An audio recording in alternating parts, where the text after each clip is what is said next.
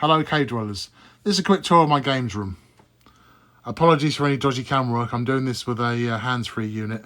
I keep getting my left and right confused, so apologies if I go the wrong way. So let's start by the door.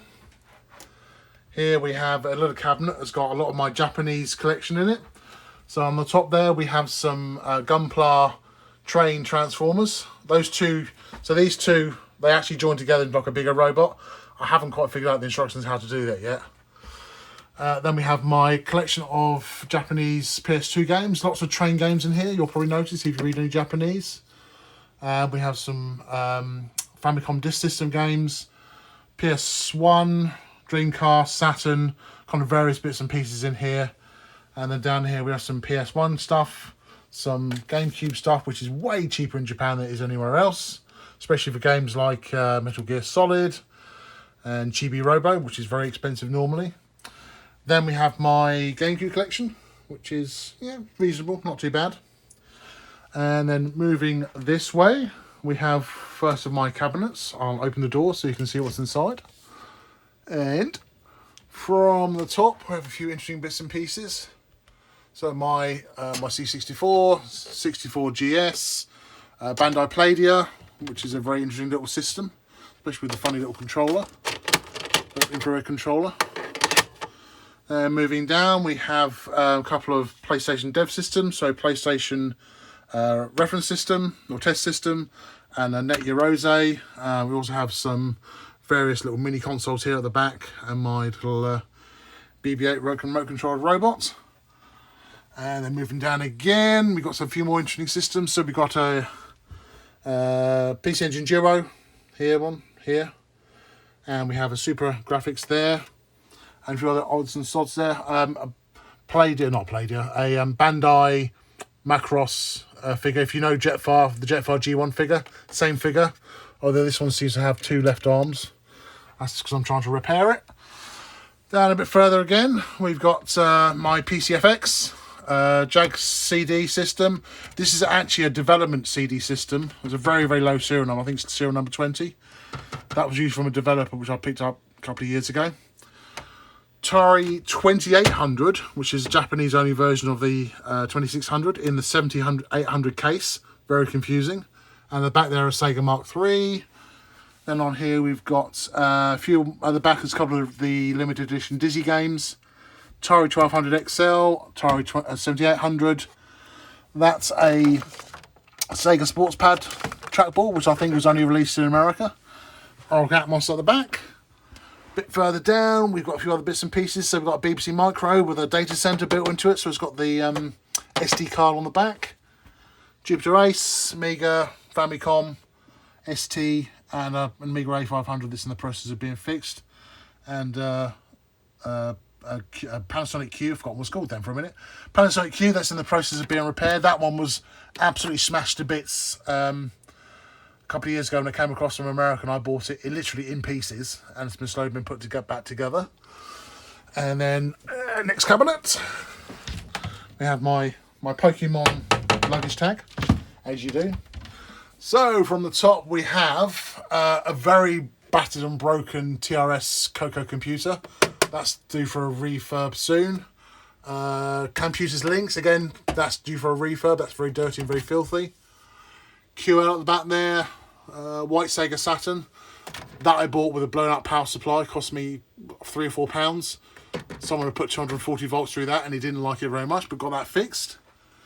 Then we have a Sears Videocade, which is the Sears version of the 2600. Very rare in this country. Specky Plus at the back and a Epoch Cassette Vision. Another unit I'm in the process of fixing because this has got some broken buttons on it. Tower of Power. Everyone needs a Tower of Power.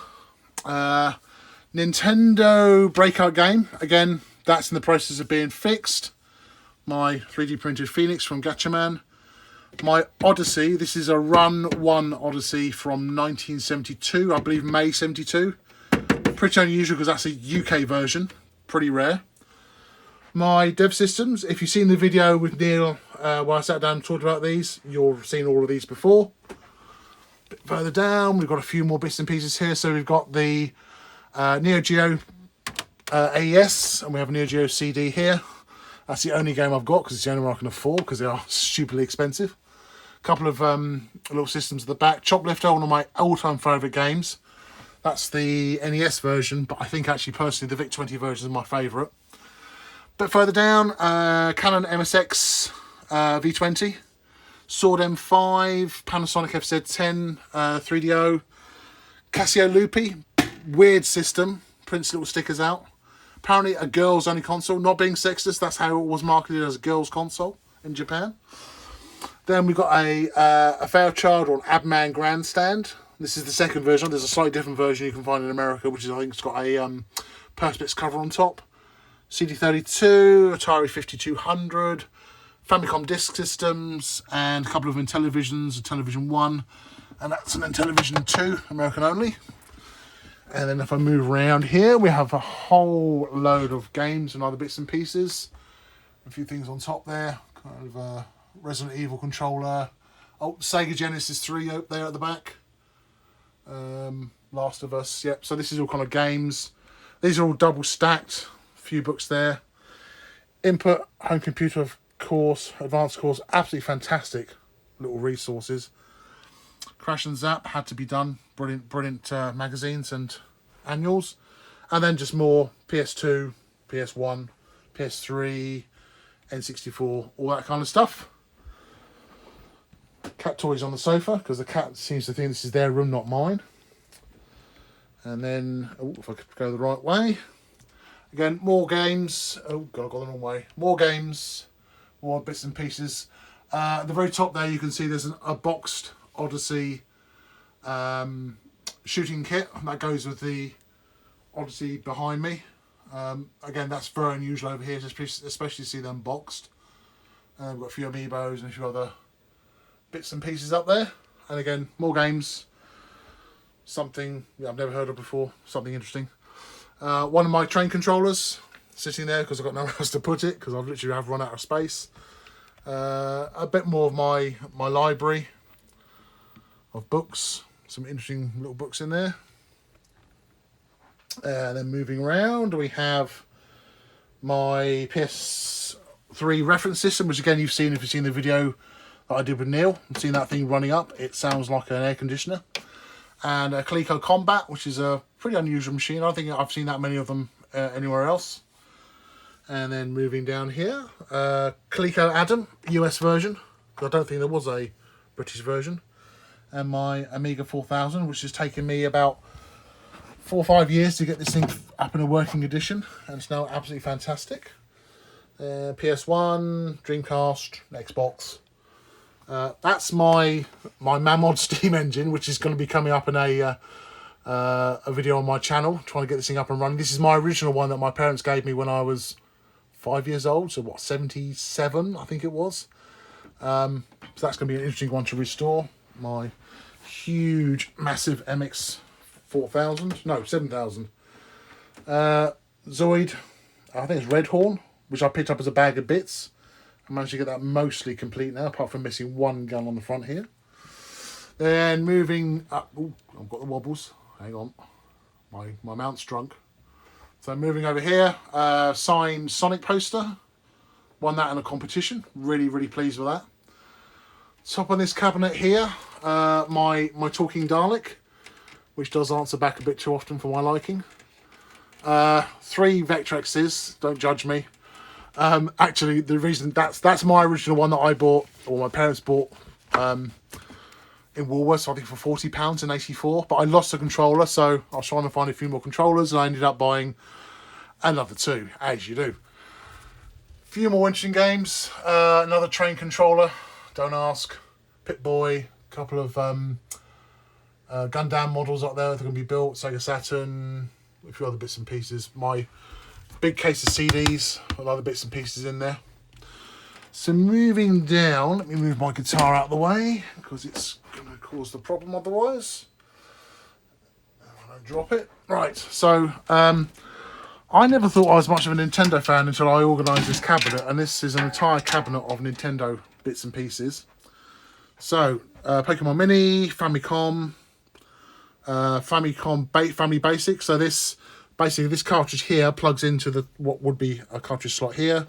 You plug the keyboard in and that becomes a full basic system on the Famicom, which is quite interesting.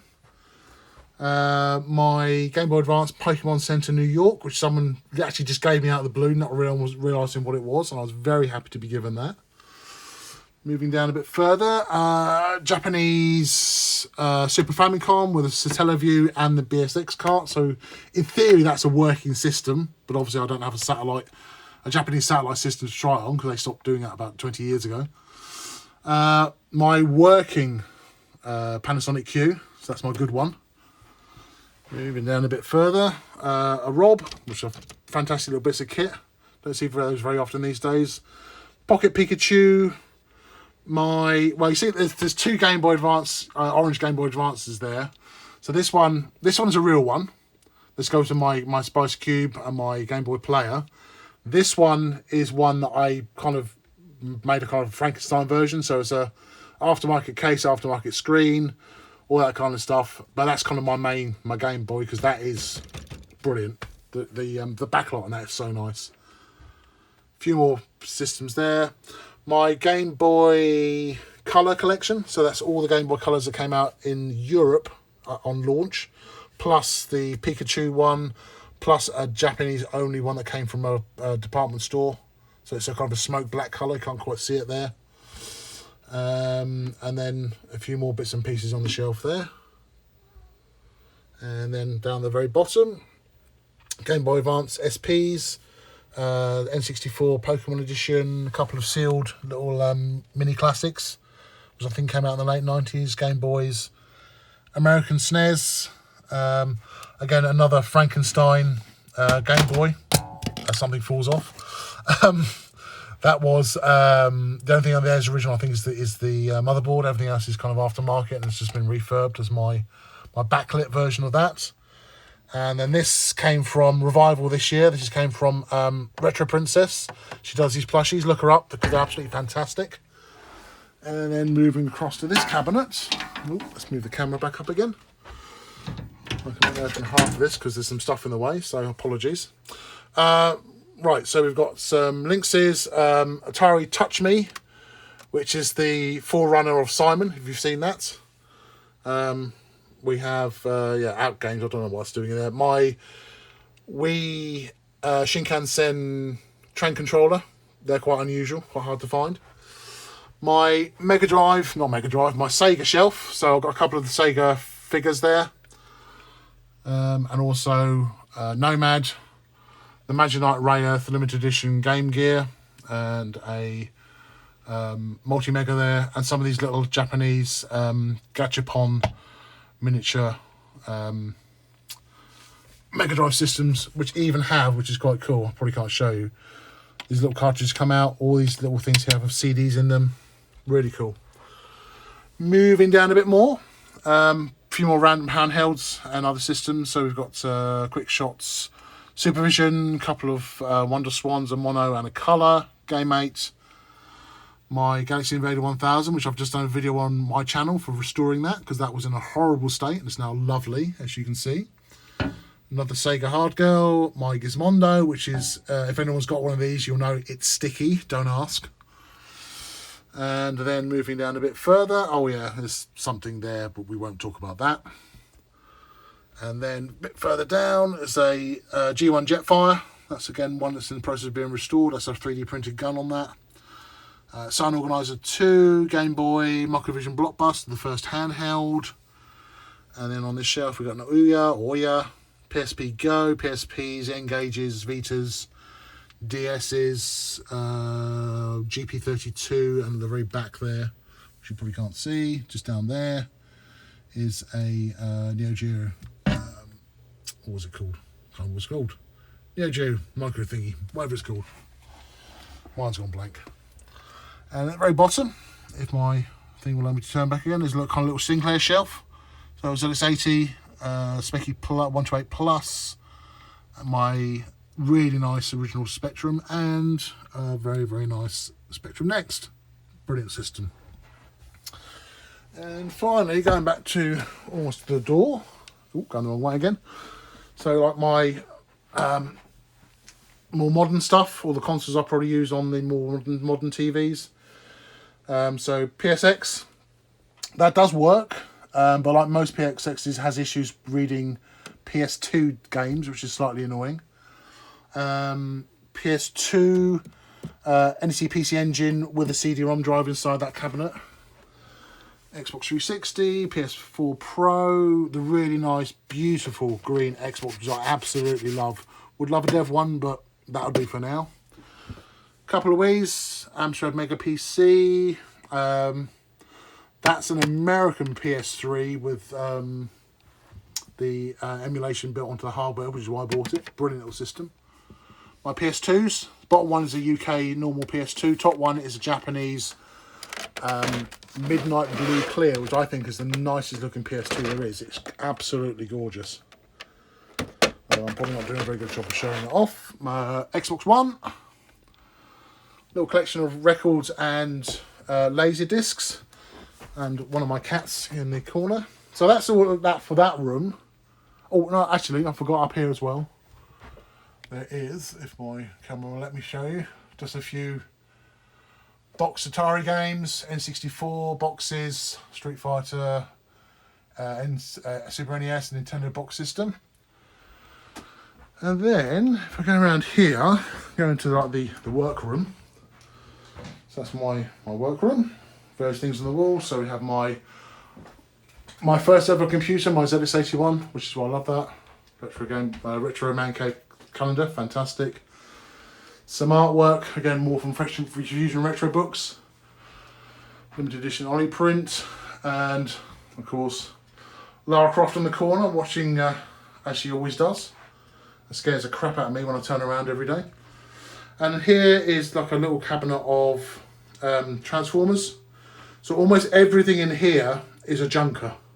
So they are in the process of being restored, and most of these are going to feature on my YouTube channel. This is the only one currently that has actually been restored. Starscream is the next one I'm going to be doing. That you'll see soon on my channel as well. So down here, just like I say, lots and lots of Transformers that are in various states of repair. Very broken. Actually, let me open the door, it's probably easier. So very broken Megatron. I say lots of the Autobots in various states, missing wheels, missing tyres, missing great parts of it in that case. Some old Corgi and Dinky cars in the process of being restored. More Transformers. And then my small Game & Watch collection. And a Tamagotchi. And a game here. This one here, this Bandai Cross Highway. I did a Pocket Money Memories for Toy Polloi on that. That was the first Game & Watch in quotes that I owned. I shouldn't have, because my parents actually meant to be buying me, I think it was actually, this was what they should have been buying me, but they bought me that, and I absolutely love it, and it's taken me almost 30 years to get one back in my collection, but I'm super happy I've got that now. And then just a few more bits and pieces down here. So there you go. That is my games room and my little side collection in my workroom. Thank you very much.